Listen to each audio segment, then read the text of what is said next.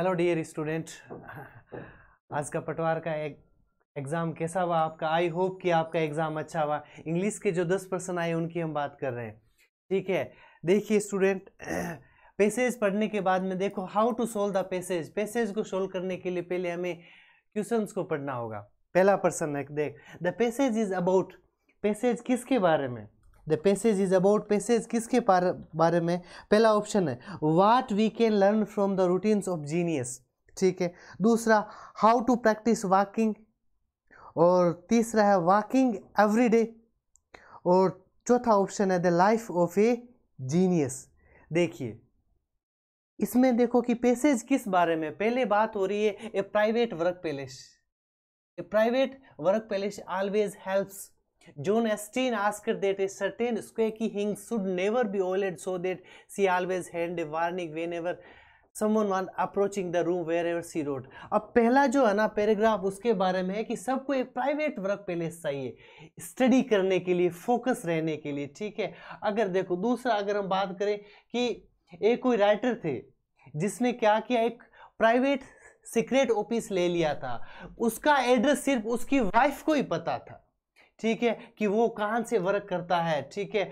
तो सबको क्रिएशन करने के लिए, ठीक है ना, यानी सबको क्रिएशन करने के लिए, अच्छा राइट करने के लिए, अच्छा एक क्वालिटी वर्क करने के लिए सबको एक प्राइवेट वर्क प्लेस चाहिए अपना। देखो पहले पैराग्राफ में ये बात की गई है। दूसरे पैराग्राफ में डेली वॉक के बारे में कहा गया है कि डेली वॉक है ना बहुत ज़्यादा एक सोर्स ऑफ इंस्पायरेशन है, ठीक है, यानी प्रेरणा का स्रोत है डेली वॉक। उसके बाद में देखो एग्जाम्पल दिए गए हैं अलग अलग, जैसे चार्ल्स डिकेन के बारे में कहा गया। Charles Dicken was a great English writer. Charles Dicken के बारे में कहा गया कि वो बहुत फेमस राइटर थे, हमेशा 3 से 4 घंटे वॉक करते थे, और जो कुछ भी वो ऑब्जर्व करते थे ना, ऑब्जर्व करते थे, वो उसको वो राइटिंग में लिख देते थे अपनी, ठीक है। और उसके बाद में और भी एग्जाम्पल दिया गया है कि वो 2-3 घंटे वॉक करते थे, ठीक है ना। और मतलब उसका जो अपना सेकंड पैराग्राफ है ना उसमें वॉकिंग पर बात की गई है, ठीक है। लेकिन लास्ट में देखो यहाँ तक वॉकिंग पर बात की गई है, यहाँ से देखो आइडिया चेंज होता है। यहाँ से आइडिया क्या है कि many great people had limited social life, true, कि बहुत सारे लोगों की एक लिमिटेड सोशल लाइफ होती है। एक एग्जाम्पल दिया गया है, उसमें कहा गया एक उसकी फ्रेंड थी, उसका एक लिमिटेड लाइफ ऑफ लाइफ था, अनक्लेडेड काइंड ऑफ लाइफ था, यानी कोई भी शोर शराबा लाइफ में नहीं था, एक शांत लाइफ थी, एक सिंप्लिसिटी लाइफ थी, जो उसने जानबूझकर डेलिबरेटली कंस्ट्रक्ट की गई थी कि वो अपना जो सारा वक्त है ना वो किसके लिए दे सके, अपने कंस्ट्रक्टेड लाइफ में, कंस्ट्रक्टेड सो दैट, यानी वो अच्छे से अपना काम कर सके, अच्छे से राइटिंग का काम कर सके। तो देखिए यानी एक पैसेज में अगर एक आईडी पर बात नहीं की गई है तो देखो वॉकिंग वाला ऑप्शन हट जाएगा, how to practice walking and walking every day. देखो बी और सी ऑप्शन को, बी और सी हट जाएगा। अब देखो पहला ऑप्शन क्या है, what we can learn from the routine of genius, ठीक है ना। ये बहुत अच्छा जचता है। देखो पहला ऑप्शन है कि हम क्या सीख सकते हैं जीनियस की रूटीन से, बहुत शानदार ऑप्शन है कि हम, यानी ये देखो जीनियस की बात की गई है कि जीनियस इनसे हम क्या सीख सकते हैं। और देखो लास्ट का डी ऑप्शन है द लाइफ ऑफ जीनियस, यानी जीनियस का जीवन। लेकिन अगर सही ऑप्शन की अगर हम बात करें तो मुझे लगता है पहला ऑप्शन सही है। देखो ए और डी में बहुत ज़्यादा कंपटीशन है कि या ए ऑप्शन होगा डी ऑप्शन होगा, लेकिन अगर हमें ऐसा कहे कि हम रूटीन ऑफ जीनियस की बात हुई है, या हमने किससे बात हुई है, रूटीन की बात, लाइफ की बात नहीं हुई है, जीनियस की रूटीन की बात हो रही है। देखो यहाँ जो जीनियस है वो प्राइवेट वर्क प्लेस के बारे में बात हुई है पहले पैराग्राफ में। दूसरे पैराग्राफ में दूसरा आइडिया क्या है, डेली वॉक का। और लास्ट में क्या है, देखो एक है ना ट्रू पेबेलो के लिए देखो संडे का आइडिया क्या था, एट होम डेज, यानी उसके लिए तो ना ये अपना जैसे संडे कैसे बिताना है एट होम डेज घर पर, ठीक है। तो पहला ऑप्शन में ए ऑप्शन है, यानी 72 का ए। अब देखो 73 आ गया ना। देखो अभी हमने बोला था ट्रू पेबोलो के लिए the ideas of Sunday was क्या था, लास्ट लाइन में देखो ट्रू पेबोलो के लिए the idea of Sunday was an at home day, option हो जाएगा एट होम डे। अगला sentence, the writer in the past, writers जो पास्ट में क्या करते थे, पहला option wrote a lot in books, बहुत सारा बुक्स में लिखते थे। दूसरा followed a perfect daily routine. तीसरा enjoyed the difficulties of life. देखो ये कोई सेंस नहीं है, इसको काट दो। यानी वो एंजॉय करते थे जीवन की डिफिकल्टीज का, ऐसा कहीं नहीं लिखा है। कांट टीच ए लॉट, वो पढ़ा नहीं सकते थे, ये भी नहीं है। अब देखो पहला और ए और बी में देखते हैं, road a lot in books, यानी बहुत सारा बुक्स में लिखते थे, ऐसा कहीं नहीं है कि वो ऐसा लिखते थे। लेकिन वो क्या करते थे, एक परफेक्ट डेली रूटीन उनका होता था। देखो यहाँ भी क्या है, डेली रूटीन की बात हो रही है कि एक प्राइवेट पैलेस, वर्क पैलेस था, ये पहले पैराग्राफ में हमने ये पढ़ा। दूसरे में क्या कि चार्ल्स डिकेन और बहुत सारे राइटर्स की ऐसी बात हुई है कि वो अपना एक डेली रूटीन होता था, यानी वो वॉक करते ही करते थे। जब वो वॉक करते थे तो उन्हें सोर्स ऑफ इंस्पायरेशन मिलता था, और जो भी वो नेचर से सीखते थे ना, या जो भी वो नेचर में देखते थे अराउंड उनके चारों ओर, तो वो अपने राइटिंग में लिख देते थे। तो ऑप्शन हो जाएगा 74 का बी, 74 का B, followed a perfect daily routine. 75 का देखो, पर्सन है इन देयर डेली रूटीन्स, उनकी डेली रूटीन्स में क्या होता था। देखो डेली रूटीन, पहला option they did not mind visitors, यानी वो विजिटर्स का ध्यान नहीं देते थे, कोई ऐसा नहीं है इसमें, कहा ही नहीं गया है। सी देखो, they read books and enjoyed them, वो किताबें पढ़ते थे और एंजॉय करते थे। डी देखो, दे did not get any privacy, यानी वो प्राइवेसी में नहीं रहते थे, ये भी कट गया। यहाँ देखो पहले ऑप्शन में प्राइवेसी की बात हो रही है, प्राइवेट वर्क पैलेस की बात हो रही है।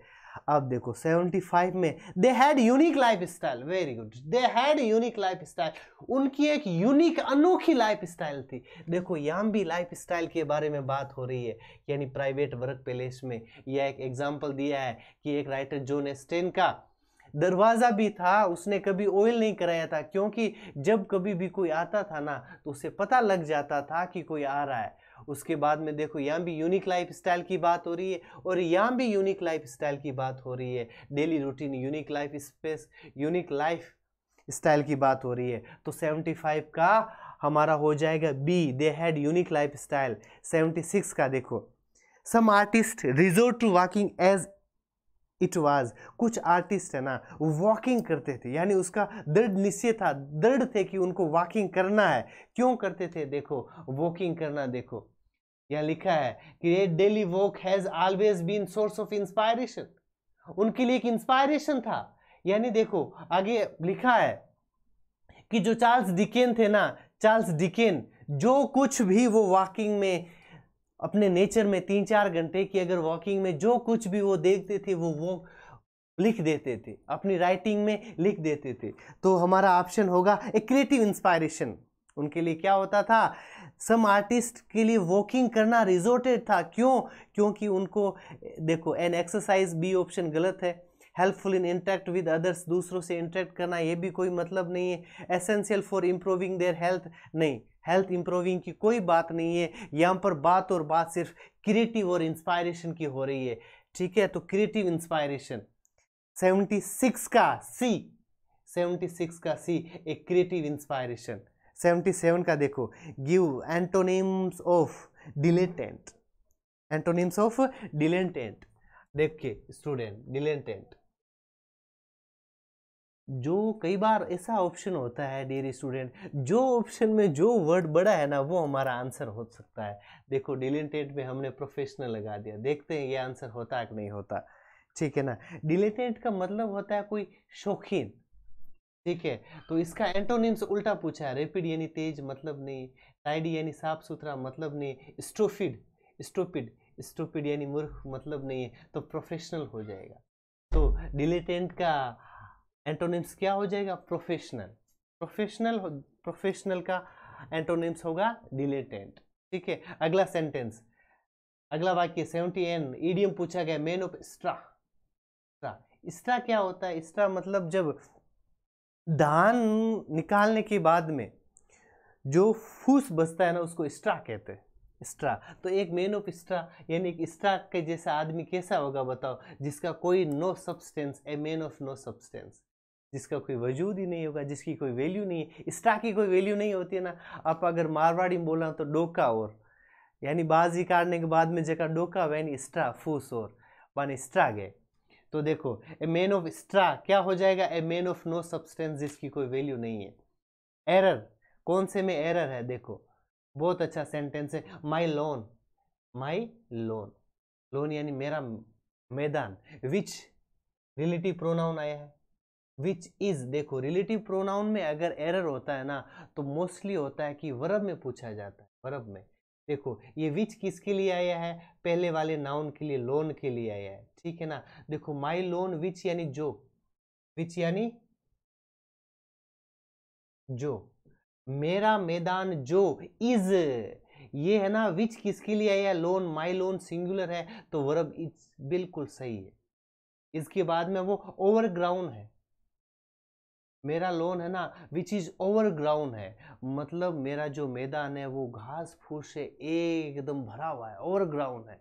नीड्स उसे जोड़ते हैं। देखो वर्ब की फर्स्ट फॉर्म में एस आया है, V1 में एस आया है, ठीक है, क्योंकि सब्जेक्ट क्या है, माई लोन। ये जो वर्ब की फर्स्ट फॉर्म है ना, फर्स्ट फॉर्म में एस किसके लिए है, इसका सब्जेक्ट है माई लोन, ठीक है। क्योंकि रिलेटिव प्रोनाउन से जुड़ गया ना तो सीधा उसके बाद में वर्ब आ गई, ठीक है ना। रिलेटिव प्रोनाउन मैंने आपको कितना अच्छे से बताया था, और मैंने कहा था यहीं से पर्सन बनेगा, देखो बन गया है। My loan which is over ground needs, ये देखो सिंगुलर वर्ब आई है क्योंकि इसका सब्जेक्ट क्या है, माई लोन है। उसको नीड्स से जरूरत है, उसको वेडिंग की जरूरत है, यानी उसको साफ करने की जरूरत है, जो पूरा एकदम भर गया है, ओवर ग्राउंड है, उसको कंटाई छटाई की जरूरत है। नीड्स। अब कई स्टूडेंट सोच रहे हैं सर ये तो वर्ब नहीं, डियर स्टूडेंट ये जीरंड है, नाउन का काम कर रहा है। वर्ब में जब आईएनजी लगता है ना, और अगर वो वर्ब के बाद में रहता है तो ये नाउन का काम करता है। ये सेंटेंस बिल्कुल सही है, 79 का, नो एरर, कोई गलती नहीं है। अगला देखो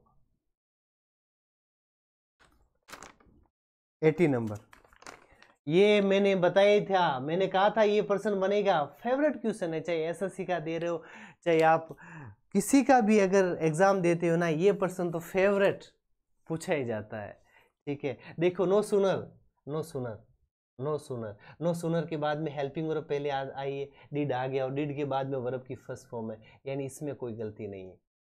अब देखो नो सुनर के बाद में कंजक्शन देन, यहां पर वेन लिखा है, नो सुनर के बाद में स्टूडेंट कंजक्शन आ जाता है देन, THAN देन, क्या आ जाता है, THAN देन। तो देखो नो सुनर के बाद में क्या आता है, देन। कौन से ऑप्शन में ऐसा है, ठीक है, no sooner when, option number C. इसमें एरर है, ऑप्शन नंबर सी, क्योंकि नो सुनर के बाद में देन, THAN वाला देन आता है डियर स्टूडेंट, ठीक है। आगे देखो सिनोनिम्स, परस्पेक्सियस, परस्पेक्सियस इसका अर्थ होता है इंटेलिजेंट, कीन, ठीक है ना, एकदम कॉन्शियसनेस। तो देखो बेड का मतलब नहीं, सिनोनिम पूछा है। हेजी का भी मतलब नहीं है, हेजी का अर्थ होता है मतलब डिम, धुंधला। क्लियर, साफ का भी कोई मतलब नहीं है, ठीक है ना। अब देखो सिनोनिम्स एक ही बचा है, क्या हो जाएगा, फ्रूट, ठीक है डियर स्टूडेंट। ये था हमारा सॉल्यूशन। मोस्ट ऑफ जैसे देखो एरर वाले क्वेश्चन, ये जो मैंने करवाया था ना, जैसे सब्जेक्ट वर्ब एग्रीमेंट था, उसी में से आया हुआ है, ठीक है डियर स्टूडेंट। Okay bye.